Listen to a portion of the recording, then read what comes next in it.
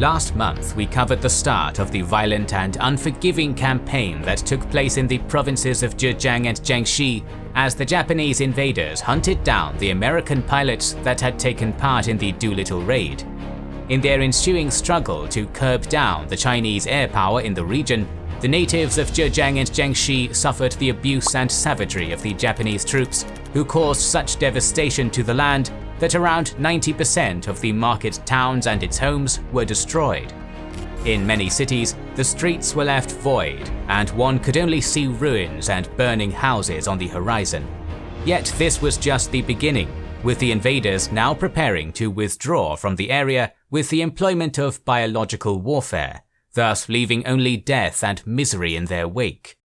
Such strategies join the list of historical plans that achieved fame or infamy, and there are more world-changing tactics to be seen thanks to our sponsor Magellan TV, who bring you a documentary series called The Great Commanders.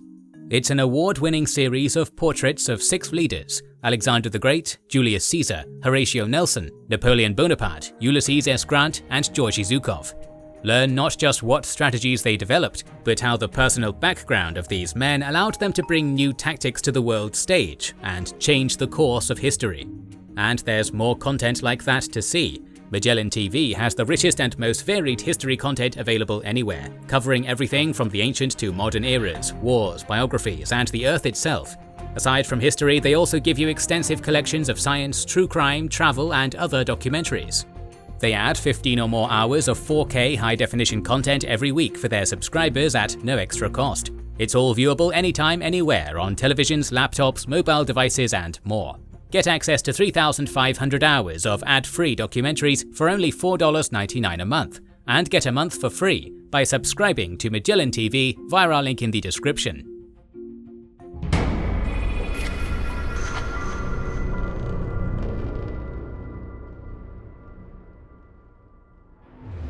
In the month of May, the Japanese Empire had entered into the provinces of Zhejiang and Jiangxi to destroy the Chinese air bases in the region, successfully achieving their objectives by late June with the capture and destruction of the airfields at Lishui, Chuzhou, and Yushan.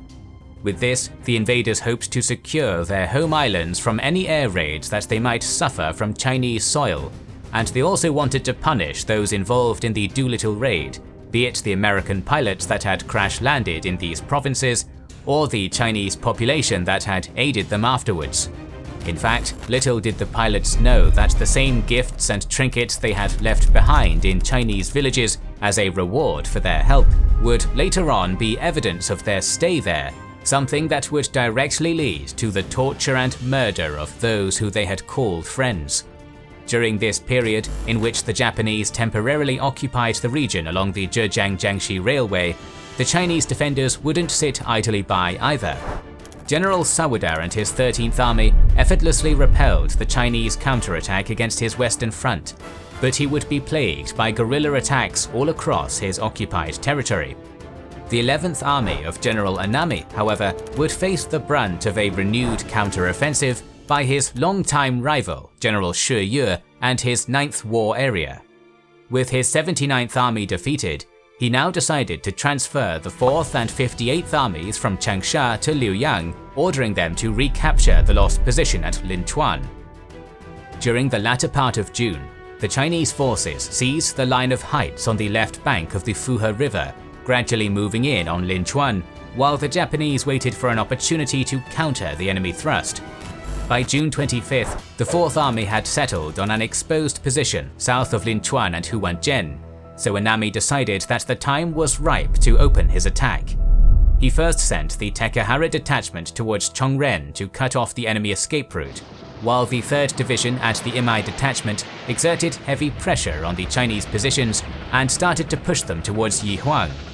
By July 30th, the 4th Army had been routed and its main strength had been annihilated in a perfectly coordinated offensive action. In response, the 58th Army started to withdraw from the Chongren area, but it would be rapidly intercepted by the Japanese forces near the town of Xiaotou, where the Chinese army would stoutly resist until its rear units began to retreat towards Jiangsu.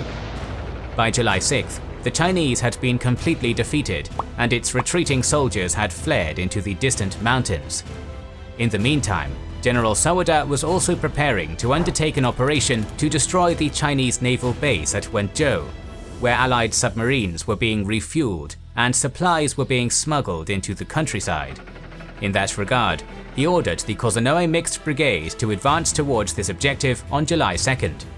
5 days later, the brigade departed Lishui and got to capture Wenzhou on July 11th with the support of IJN vessels, defeating many Chinese guerrilla units on the way. With the hazardous O River cleared, Sawada then began preparing for his next operation, this time against the last remaining Chinese base in Zhejiang, located at the town of Songyang. After getting transferred to Longyou on July 12th, the Harada Mixed Brigade was ordered to advance on Suichang 2 weeks later. By August 1st, the town had fallen, so Sawada now directed the recently arrived Nara detachment at Lishui and the Harada Mixed Brigade at Suichang to execute a pincer movement against Songyang. 2 days later, the last Chinese base had been reduced and many materials, including railway equipment, had been confiscated. By the middle of August, General Sawada and Enami were content with the amount of destruction and looting that their troops had incurred, so they decided it was time for their final withdrawal from the region. Sawada planned for his units to initially concentrate in the vicinity of Chuzhou, then to commence their retreat towards Jinhua. There, the 22nd Division would be left to garrison the area, as the Japanese could still obtain valuable materials such as fluorite, copper and tin from the region. On August 15th, the 1st Japanese unit began its withdrawal towards Chuzhou, successfully concentrating in the area by August 25th.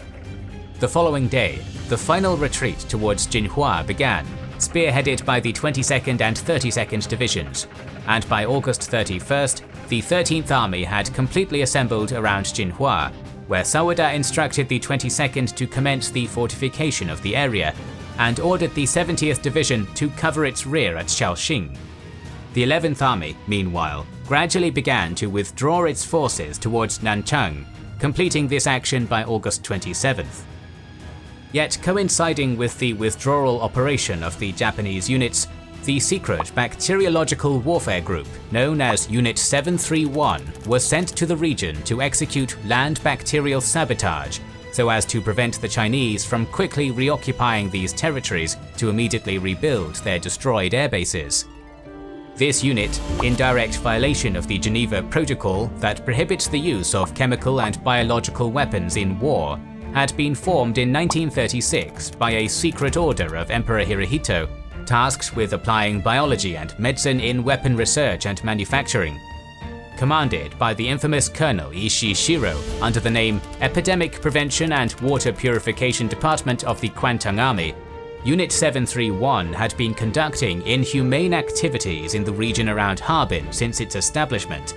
Inside their square quarter, which consisted of 4 three-story buildings and acted as a special jail to hold victims, Japanese surgeons and scientists took part in horrendous human experiments such as living dissections, bacterial infections, and frostbite experiments, resulting in the torture and killing of thousands of innocent civilians. The captives in the square quarter were also stripped of their name, personal information, and identity, only getting recognized through a 3-digit number, something that earned them the name Marutas, which means logs in Japanese. Inside these laboratories of death, not only were men, women, children, and even infants dissected, they were also infected with deadly diseases such as anthrax, cholera, and the bubonic plague through a variety of infection methods, including oral medication and injection. Large-scale human experiments in the field were also conducted, resulting in the detonation of germ bombs that could kill several people in just a matter of hours. Frostbite experiments took particular relevance for the Japanese scientists, as they wanted to investigate what would be the effect of extremely cold temperatures on the human body so as to be prepared to fight in such conditions in case war with a nation like the Soviet Union erupted. From these experiments, in which human subjects barely clothed were exposed to temperatures below zero, the Japanese hoped to produce dried bacteria and to study the prevention and treatment methods of frostbite. They also conducted poison gas experiments, defining different types of poison gas in their laboratories while testing and producing gas masks and protective suits there. This resulted in the invention of a poison gas analyzer, an anti-poison gas medicine, and disinfectants for poison, in addition to the research on poisonous weapons that was conducted in their labs. But it would be their research on bacteriological warfare that would become of extreme relevance for the Chinese people of Zhejiang and Jiangxi. From their main base at Pingfang, Unit 731 launched a great variety of outdoor field experiments on bacterial bombs, bacterial vaccines, and bacteriological war strategy, while at the same time importing a large number of rats, mice, and rabbits as experimental objects used to spread bacteria along with insects such as fleas, lice, flies, and mosquitoes. These living creatures were infected with more than 50 kinds of bacteria, including plague, typhoid fever, anthrax, glanders, and tuberculosis. Evoking the four horsemen of the apocalypse, Unit 731 had the power to spread a wide variety of diseases on their enemies, provoking famine, pestilence, and death on them, and bringing a disaster to the ecosystem. Since the start of the war, Ishii and his followers would invent at least 1,770 bacteria bomb models, including the frequently produced Model UJ-150, which was built in a ceramic shell that could protect the bacteria from temperature. These ceramic bombs usually held anthrax and bubonic plague carrier fleas, and when they exploded, the biological agents were dispersed into the air with great lethality and destructive power. In 1939, their research finally started to be put into action, causing hundreds of Chinese communities to suffer from widespread plague, cholera, and typhoid fever, something that resulted in a high death rate for the unsuspecting civilians. An important bacteriological attack carried out by Unit 731 and its satellite Unit 1644 was the Kaiming-Jie germ weapon attack of October of 1940, which targeted the area of Ningbo in the province of Zhejiang. In this attack, wheat, corn, scraps of cotton cloth, and sand carrying plague-infested fleas were airdropped over the area, resulting in a huge outbreak of bubonic plague that claimed the lives of hundreds of innocent Chinese inhabitants.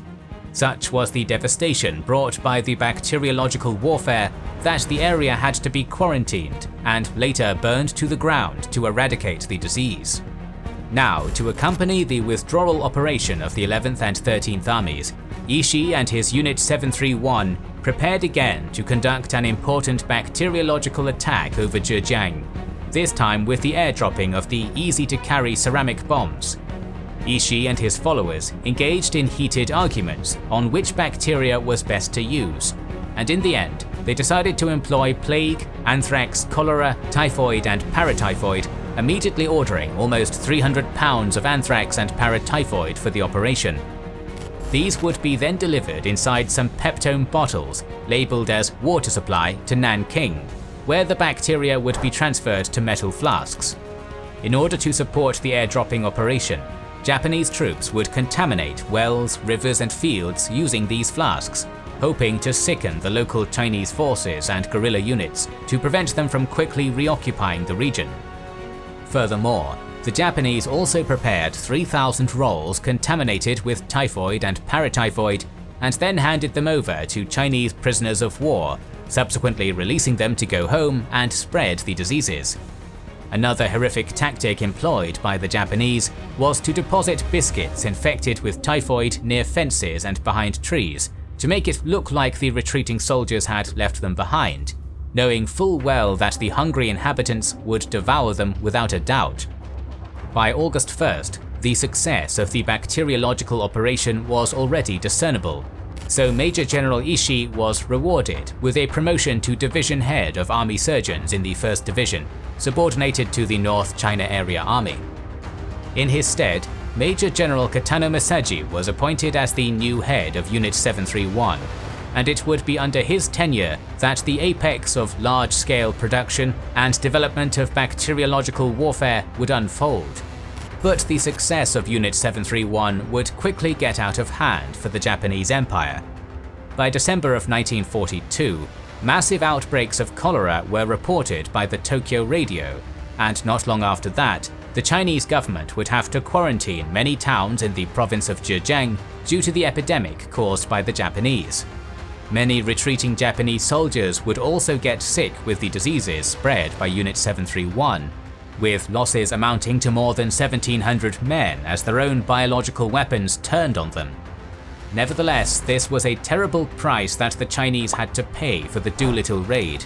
Not only did entire villages get looted and burned to the ground by invaders, not only were their women raped, their men tortured, and their children slaughtered, but their land, their own ecosystem, was also harmed with the use of bacteriological weapons, leaving entire regions uninhabitable for many years. Those poor souls that were lucky to survive 2 months of violent and savage Japanese occupation would have to face the deadly diseases the invaders left behind. There would not be many survivors, but those who did would reach out to American and Chinese reporters and investigators so that the knowledge of these Japanese war crimes would not be forgotten. Next week we have a special episode in the works for you, so stay tuned for more from the Pacific War series. If you don't want to miss any episodes, make sure you are subscribed and have pressed the bell button to see them. Please consider liking, commenting and sharing, it helps immensely. Our videos would be impossible without our kind patrons and YouTube channel members, whose ranks you can join via the links in the description to know our schedule, get early access to our videos, access our Discord, and much more. This is the Kings and Generals channel, and we will catch you on the next one.